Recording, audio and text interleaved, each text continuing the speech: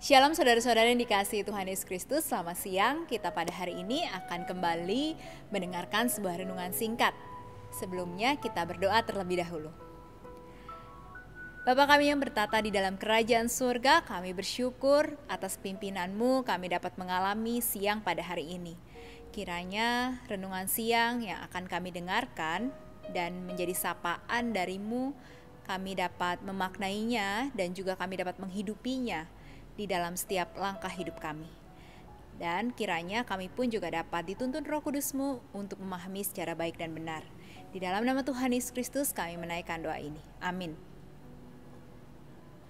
Saudara-saudara yang dikasihi Tuhan Yesus Kristus, bacaan firman Tuhan hari ini dari Kisah Para Rasul pasal 1 ayat ke-26. Lalu mereka membuang undi bagi kedua orang itu. Dan yang kena undi adalah Matias, dan dengan demikian ia ditambahkan kepada bilangan ke-11 rasul itu. Saudara-saudara, tema kita hari ini belajar mengambil keputusan dari pemilihan Matias. Setiap kita pernah mengambil sebuah keputusan. Ada keputusan yang mudah dan ada yang sulit.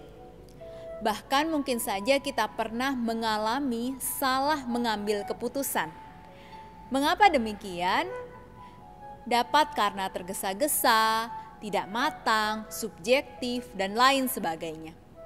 Saat ini kita akan belajar mengambil keputusan dari proses pemilihan Matias menggantikan Yudas.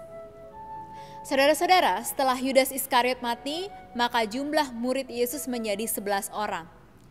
Petrus ingin jumlah murid Yesus menjadi 12 orang lagi. Maka harus ada pemilihan untuk menggantikan kedudukan Yudas. Ada dua calon kuat, yaitu Matias dan Yusuf yang disebut Barsabas. Proses yang dilakukan diantaranya: pertama, umat berkumpul dipimpin oleh Petrus. Kedua, Petrus mengungkapkan tujuan pertemuan tersebut. Ketiga, umat dan Petrus berdoa kepada Tuhan supaya diberikan terang siapa yang dapat menggantikan posisi Yudas. Keempat, setelah berdoa lalu Petrus menjatuhkan undi. Kelima, hasil undi terbanyak adalah Matias. Keenam, Petrus menetapkan bahwa Matias yang terpilih. Ketujuh, umat bergembira dan bersyukur. Saudara-saudara, Petrus sangat berperan dalam proses pemilihan pengganti Yudas. Namun Petrus tidak seorang diri sebagai penentu, tetapi melibatkan umat dalam prosesnya hingga mencapai sebuah hasil. Cara undi yang digunakan serupa dengan voting pada zaman sekarang. Suara terbanyak maupun yang memenuhi aturan menjadi penentu hasilnya. Bagaimana pengalaman kita dalam mengambil keputusan dalam sebuah kelompok? Seberapa jauh kita melibatkan Tuhan? Tolak ukur yang manusiawi, apakah hasil keputusan tersebut berasal dari Tuhan, yaitu rasa gembira dan syukur.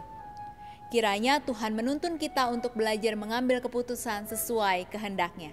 Amin.